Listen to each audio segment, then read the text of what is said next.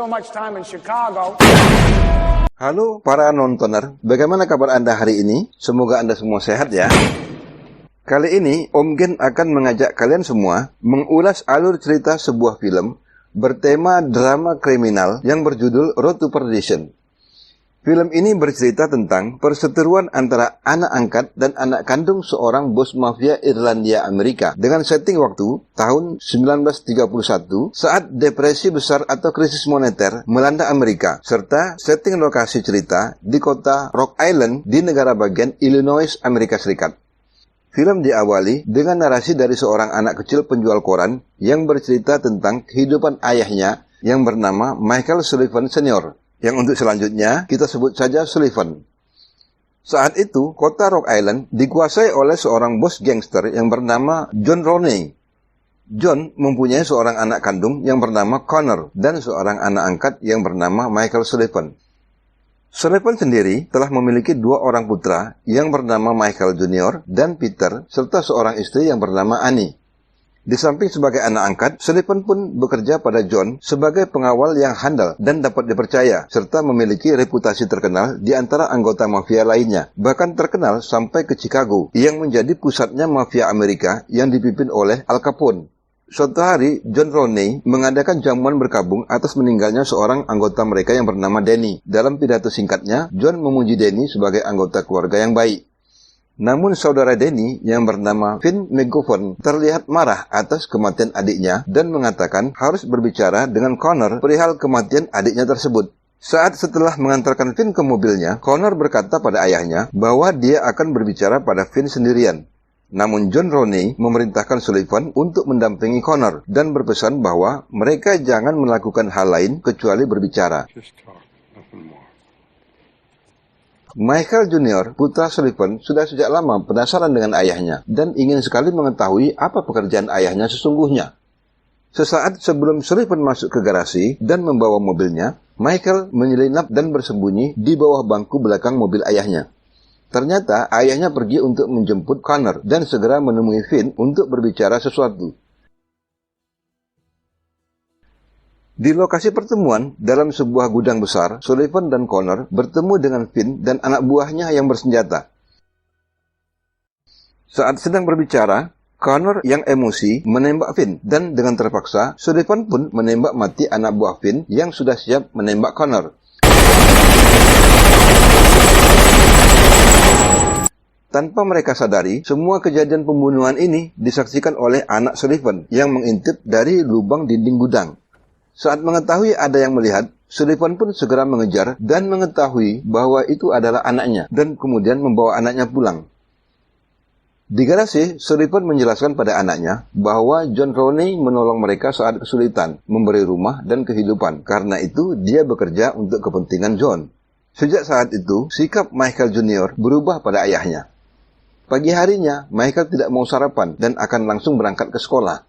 Sementara di luar rumah, tampak John Roney datang dengan pengawalnya dan berbicara pada Michael. Sepertinya dia mengetahui kejadian semalam, dan ini membuat Sullivan dan istrinya khawatir. Di sekolah, Michael menjadi anak yang nakal. Dia berkelahi dan memukuli temannya. Akibat kelakuannya, dia dihukum gurunya di kelas. Sementara itu, John Roney rapat bersama kelompoknya. Di tengah pembicaraan, John Roney memarahi anaknya Connor soal pembunuhan semalam. Kemudian, mereka semua pergi meninggalkan Connor sendirian di meja rapat. Connor yang merasa ayahnya lebih menyayangi Sullivan, menyimpan dendam dan berencana sesuatu untuk Sullivan. Saat Sullivan hendak pulang ke rumahnya, Connor memberikan sebuah amplop tertutup pada Sullivan dan berkata bahwa itu adalah surat peringatan dari ayahnya untuk seorang yang bernama Tony Calvino yang terlambat membayar hutang, dan Sullivan diperintahkan untuk mengantarnya ke Tony. Sesampainya di bar milik Tony, Sullivan menyerahkan surat yang dia bawa. Namun ketika Tony membukanya, Sullivan merasa ada sesuatu yang aneh dengan sikap Tony. Ditambah lagi, Tony menutupi sebuah pistol di bawah kertas di atas meja.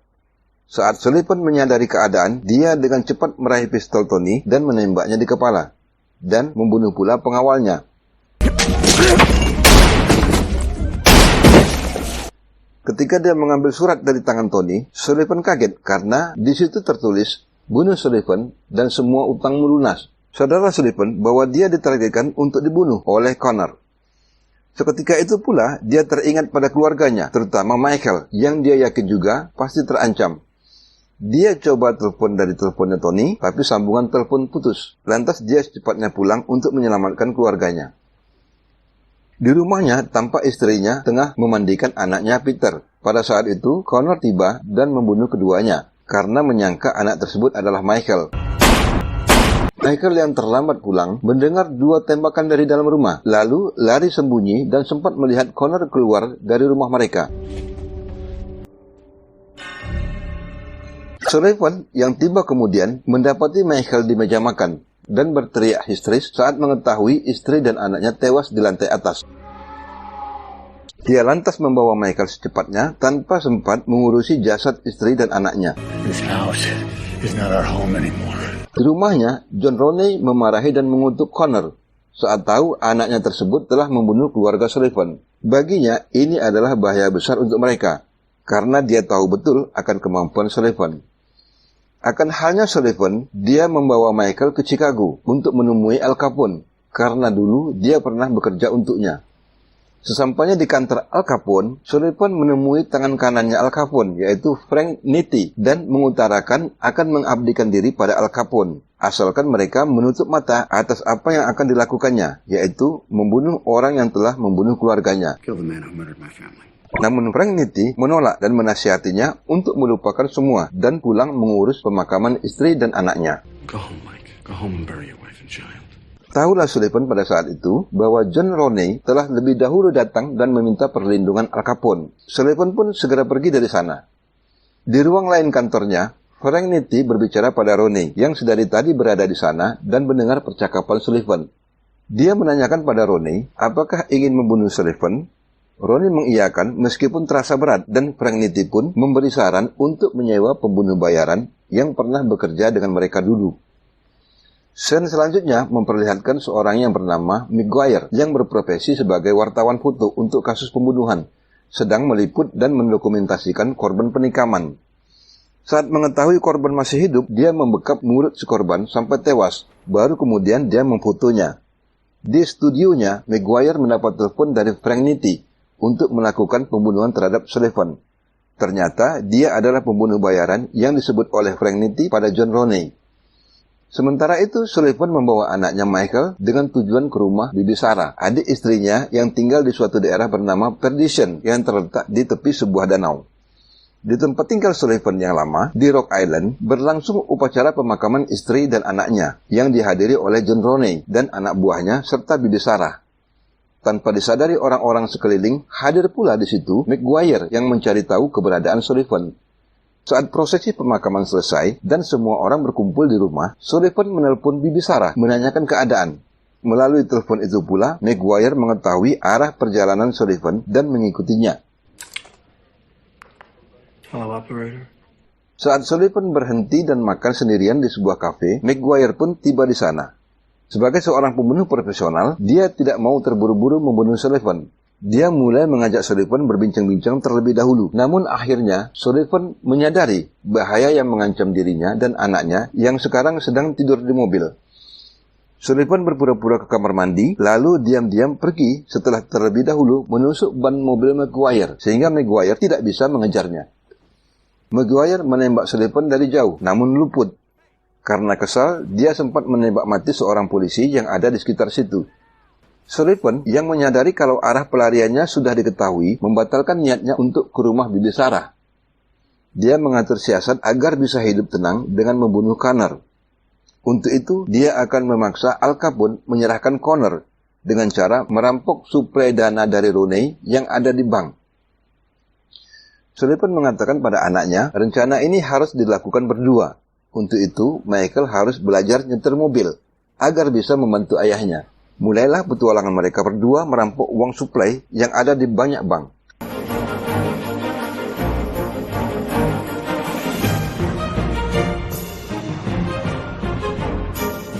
Sampai akhirnya, pihak Al Capone melalui Frank Nitti yang merasa terganggu dengan ulah Sullivan menarik semua simpanan mereka di semua bank, sehingga Sullivan tidak bisa lagi merampok uang mereka. Namun Sullivan mengancam manajer bank untuk memberi info akuntan Al Capone yang ditugaskan menarik dana dari bank tersebut. Sampai akhirnya Sullivan mengetahui hotel tempat sang akuntan menginap dan mendatanginya. Yang tidak disadari Sullivan, ternyata ini adalah sebuah jebakan di mana Maguire telah menunggu kedatangannya di hotel seberang jalan. Saat Sullivan memaksa sang akuntan untuk menyerahkan uang dan semua berkas mengenai simpanan Al Capone, Maguire segera masuk ke kamarnya dan menembakinya. Namun Sullivan yang segera sadar akan kedatangan Maguire memberikan perlawanan sengit. Terjadi tembak-menembak antara mereka berdua. Sang akuntan tertembak mati, sementara Maguire terluka di wajah. Akan halnya Sullivan berhasil lolos dan membawa berkas-berkas penting milik bank.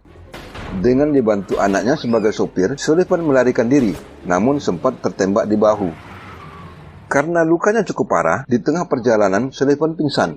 Michael menghentikan mobil di dekat sebuah rumah milik dua orang petani suami istri dan meminta pertolongan pada mereka. Setelah sang petani berhasil mengeluarkan peluru yang bersarang di bahu Sullivan, Sullivan pun berangsur-angsur sembuh.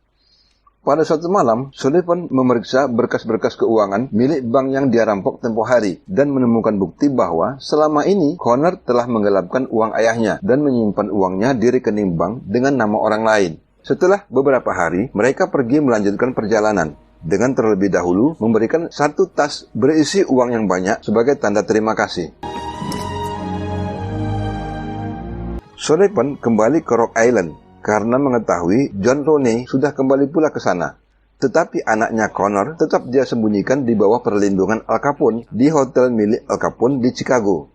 Saat John Roney sedang mengikuti kebaktian di gereja, tanpa sepengetahuannya, Sullivan sudah ada duduk di bangku belakangnya dan berbisik bahwa ia ingin berbicara pada Roney di ruang bawah gereja. Saat di ruang bawah, Sullivan menyodorkan bukti yang menunjukkan bahwa selama ini Connor telah mencuri uangnya. Namun Roney tetap membela anaknya dengan mengatakan bahwa dia tidak akan menyerahkan Connor apapun yang terjadi dan menyuruh Sullivan melupakan apa yang telah diperbuat Connor kepada keluarga Sullivan.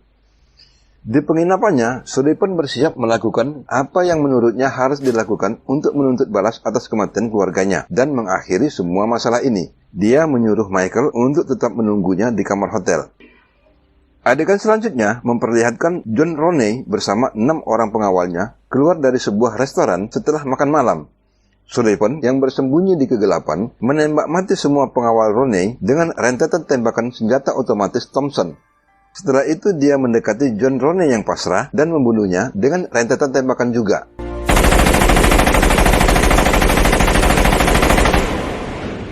Dengan terbunuhnya John Roney, pihak Al Capone pun tidak bisa lagi melindungi Connor karena mereka tahu Connor tidak akan mampu berkuasa seperti ayahnya dan menghasilkan uang untuk mereka. Karena itu saat Sullivan menelpon Frank Nitti untuk membunuh Connor, Nitti atas persetujuan Al Capone mempersilahkannya datang ke hotel tempat Connor diinapkan dengan syarat semua ini harus berakhir sampai di sini. Sullivan pun datang dengan aman ke hotel dan menembak mati Connor yang sedang berada di kamar mandi.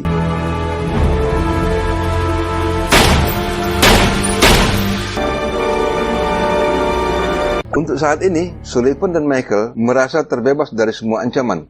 Mereka dengan bahagia pergi ke rumah Bibi Sarah di Perdition di tepian danau yang indah. Namun Sullivan lupa bahwa Maguire belum mati dan menemukan mereka di sana serta tetap berusaha membunuh Sullivan. Sullivan mencari Bibi Sarah di dalam rumah, namun dia ditembak Maguire 2 kali dari belakang.